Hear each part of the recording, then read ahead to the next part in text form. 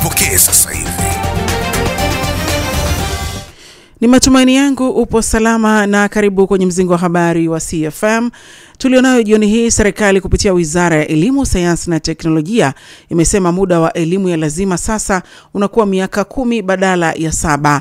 Vitendo vya ukatili dhidi ya wanawake na watoto vyapungua nchini. Katika habari za Afrika utasikia mahakama nchini Algeria imewahukumu kifungo cha miaka 10 gerezani wagombea 3 wa urais. Na kimataifa utasikia shirika la Marekani laanza kusambaza misaada Gaza. Mimi ni Zuhura Mwinyi, karibu. Mzingo wa habari.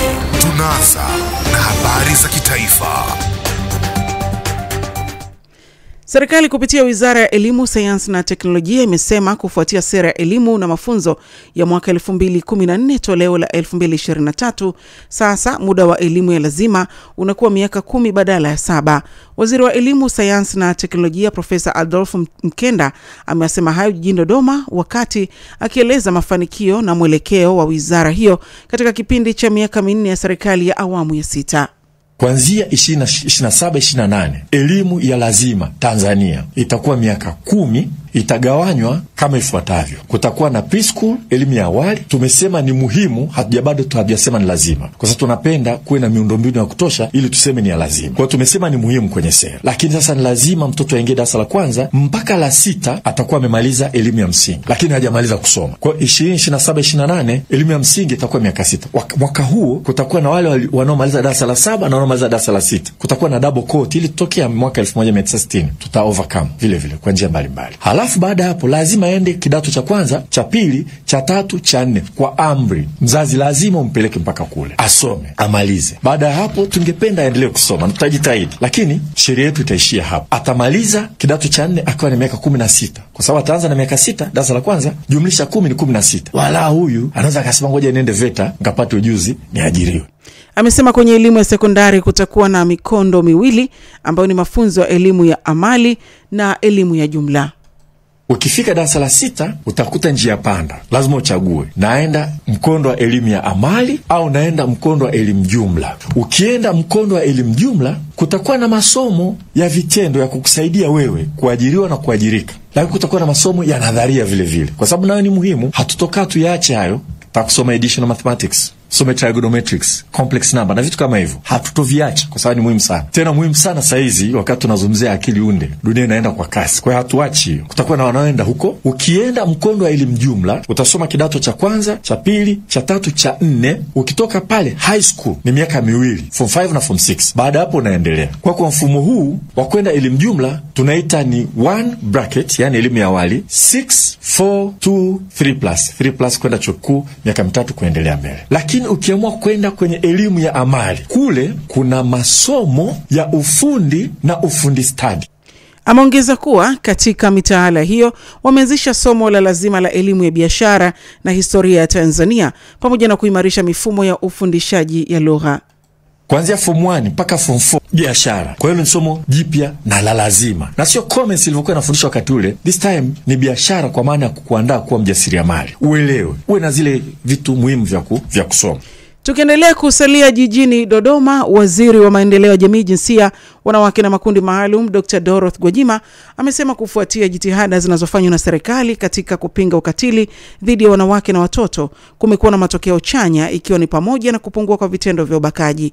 Akiwasilisha bajeti ya Wizara ya Maendeleo ya Jamii, Jinsia, Wanawake na Makundi Maalum kwa mwaka wa fedha 2025-2026 bungeni jijini Dodoma, Dr. Gwajima amesema kwa upande wa matukio ya ulawiti nayo yamepungua.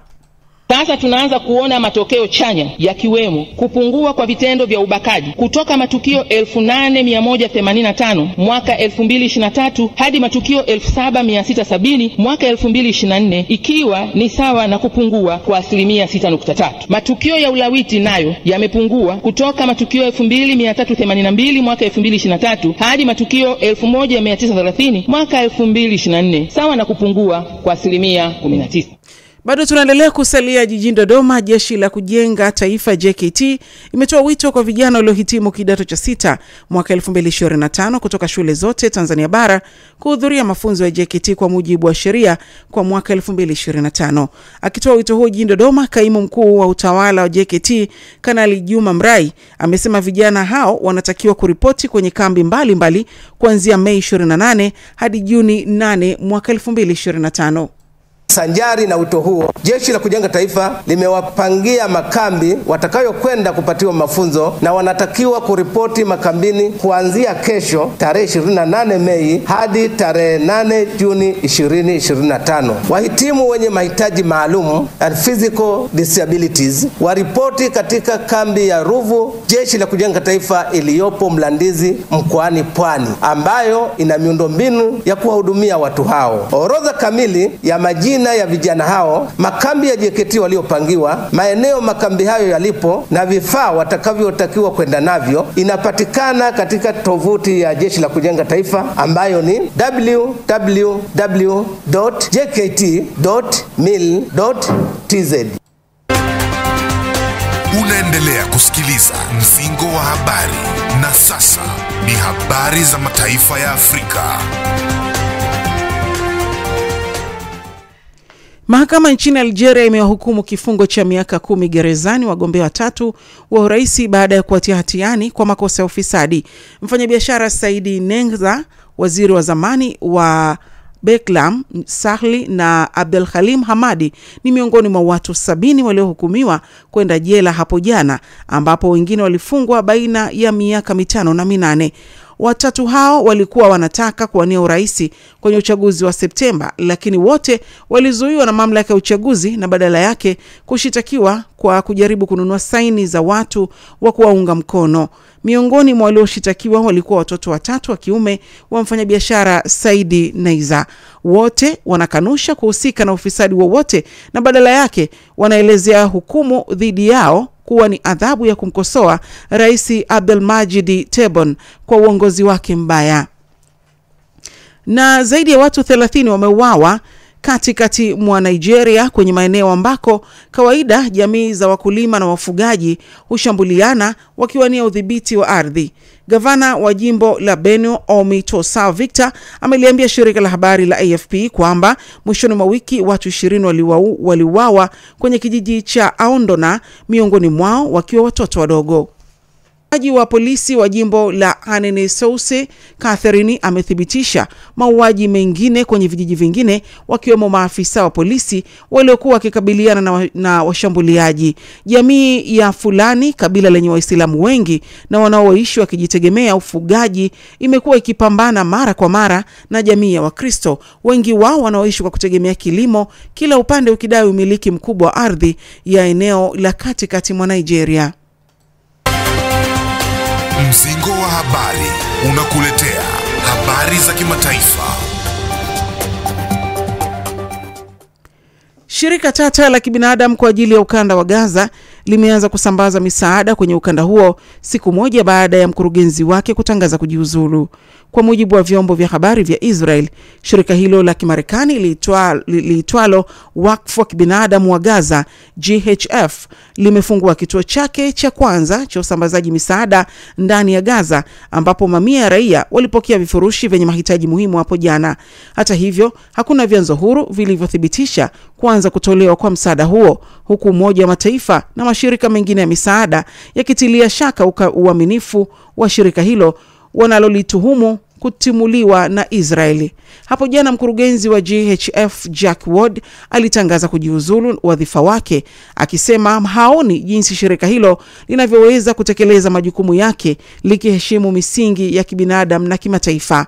Umoja wa Mataifa umeonya kuwa hali kwenye ukanda wa Gaza inaelekea kuwa janga la njaa na mauti. Na ripoti iliyochapishwa na shirika la kimataifa nchini Australia limetaja hali ngumu ya kiuchumi inayokabili mataifa masikini duniani kutokana na mzigo wa madeni ya China ambayo mwaka huu 2025 yamevunja rekodi. Taasisi ya Loil inayofuatilia kiwango cha madeni ulimwenguni imesema mradi wa miundombinu ya China maarufu kama BRA uliotoa mikopo mikubwa kwa ajili ya ujenzi wa bandari, reli, barabara na majengo katika mataifa ya Afrika, Asia na Pasifiki umesababisha kiwango kikubwa cha madeni kwa mataifa hayo yanayoendelea. Kwa mujibu wa ripoti hiyo, ndani ya muongo huu, China itakuwa mnufaika mkubwa wa kukusanya madeni yake badala ya kuwa mwekezaji kwenye mataifa hayo, huku nchi zilizokopeshwa zikiingia kwenye wimbi kubwa la ufukara kutokana na kulipa madeni hayo. Kabla ya kuhitimisha mzingo wa habari, tujikumbushe tuliokuwa nayo jioni hii. Serikali kupitia Wizara ya Elimu, Sayansi na Teknolojia imesema muda wa elimu ya lazima sasa unakuwa miaka 10 badala ya 7. Vitendo vya ukatili dhidi ya wanawake na watoto vyapungua nchini. Katika habari za Afrika, umesikia mahakama nchini Algeria imehukumu kifungo cha miaka 10 gerezani wagombea 3 wa urais. Na kimataifa umesikia shirika la Kimarekani laanza kusambaza misaada Gaza. Asante kwa kusikiliza mzingo wa habari. Endelea kusikiliza kipindi cha Drive Back hadi saa 1:30 usiku. Mimi ni Zohra Mwinyi.